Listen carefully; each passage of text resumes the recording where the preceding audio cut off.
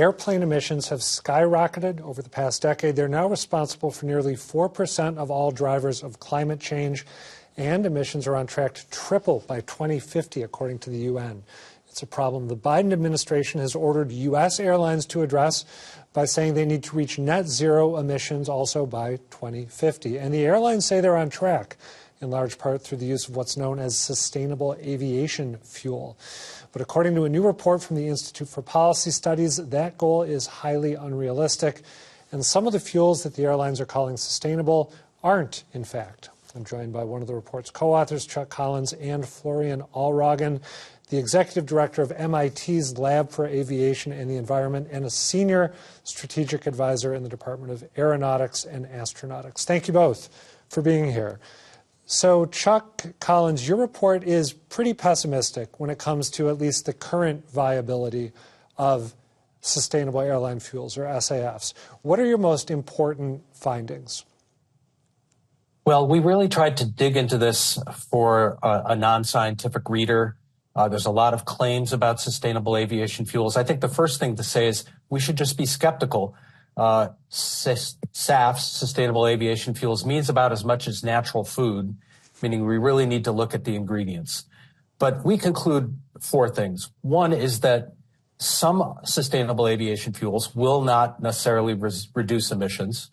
Second, the ability to scale this to the current levels of aviation, let alone future growth projections, are highly unrealistic.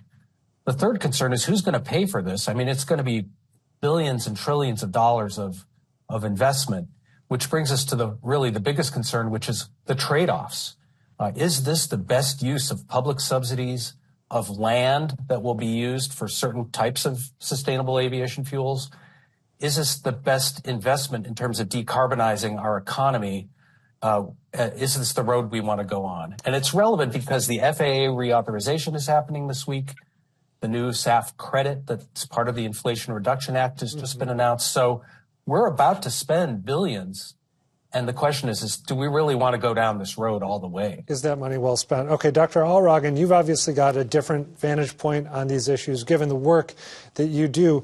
What's your answer to Chuck's question? Is this a road that we want to go down, even if it's a costly one? I think it is a road that we have to go on because, an aircraft that's being built today is going to fly in 2050 because that's the lifetime of an aircraft. That means we do need a fuel that drives this aircraft in a sustainable way with a lower carbon footprint. Chuck obviously has a point that, there are SAFs that are better in reducing these carbon footprints, and there are SAFs that are worse in reducing these carbon footprints. So we need to look exactly what it is that we produce.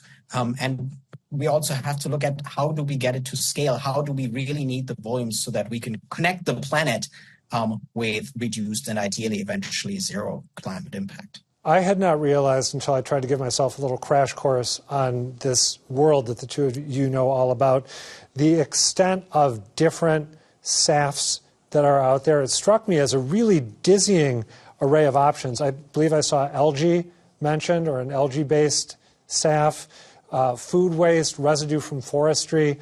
Dr. Allroggen, are there particular sustainable airline fuels that you think show special promise and that might actually help when it comes to decarbonization? Yeah, that's a very interesting question, because if you look at it from a sustainability perspective, obviously the place where we should try to start are fuels that actually use waste residues, things that we're producing anyways in the agricultural sectors that today we throw away. We may not be using it in efficient ways to actually make SAF out of this.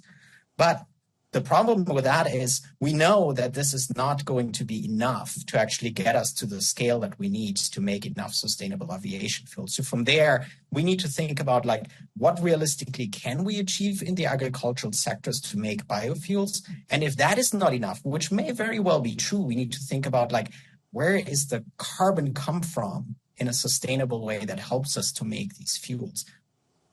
Maybe we have to get it from the atmosphere directly in the end. Oh, interesting. Chuck, one thing I remember, tell me if I've got this right from your report, is that when the discussion focuses on plant-based sustainable airline fuels, there are massive opportunity, no, I shouldn't say opportunity costs. There are big what's the economics term that I'm looking for? Externalities that come from ramping up, say, production of a fuel that's based on corn, right? That can create. Tell me about those negative consequences that could be attached to expanding growth of certain plants to create sustainable fuels. One of the things Dr. Allroggen is a terrific scientist on is looking at the life cycle impact of various types of fuel sources. So when we do talk about corn, one of the things that we should factor in is clearing of land. How much land? Will there be trade-offs in terms of food? The World Resource Institute said that to maintain sort of our projection of growth in fuel, we would have to use all the land that's currently being used for corn plus 20%. So that's where it's not that it's not scientifically or technologically possible. I think it's important to say there are some really smart people who are trying to think about what are viable, sustainable aviation fuels. It's sort of stepping back and asking these larger policy or trade-off questions or externality questions. Is this, are we going to cut down trees in order to grow jet fuel or crops for jet fuel? That's where it might undercut our goals, our larger goals around decarbonization. And if we are going to be using animal fats and other bioproducts, shouldn't we prioritize ground transportation, electrification, other decarbonization needs that affect more people? We're seeing the private jet lobby pushing, saying our answer is SAFs. And our view is the private aviation should be paying its real costs, its environmental and social costs. For starters, we are subsidizing private jets and the aviation sector generally as taxpayers. Do we want to keep doing that compared to other goals in terms of reducing emissions? Dr. Allroggen, I'm curious, given the research that you do in this area, do you believe that government funding and government incentives are necessary to push the search for SAFs that might work well forward?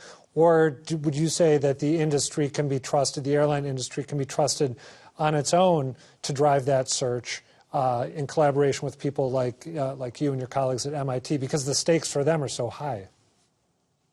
This is a very, very good question. And I think a lot of it comes back to the question on how we as consumers who actually buy flights actually act, right? And we know we look for the cheapest price and we want to fly for that. And we also know that sustainable aviation fuel will be more expensive than a common fuel. So without a policy incentive in that market, how do you actually get the customer to pay that premium?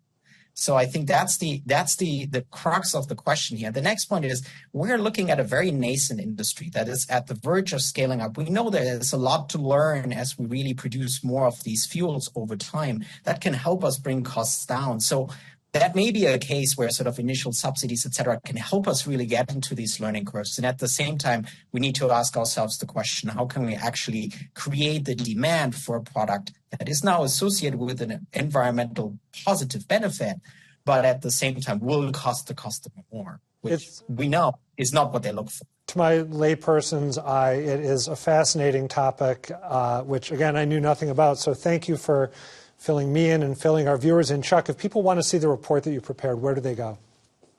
They can go to Institute for Policy Studies, ips-dc.org, and check out and ask, explore these questions. They're really interesting. Our view is we're going to actually have to fly less if we want to reduce carbon emissions, and nobody's really saying that. Well, we're going to have to dial down our aviation consumption, starting with private jets. Tricky case. It's going to be a tricky case, as you know better than me, to make to a lot of people. But point taken. Chuck Collins and Dr. Florian Allroggen, thank you for talking this through. Appreciate it.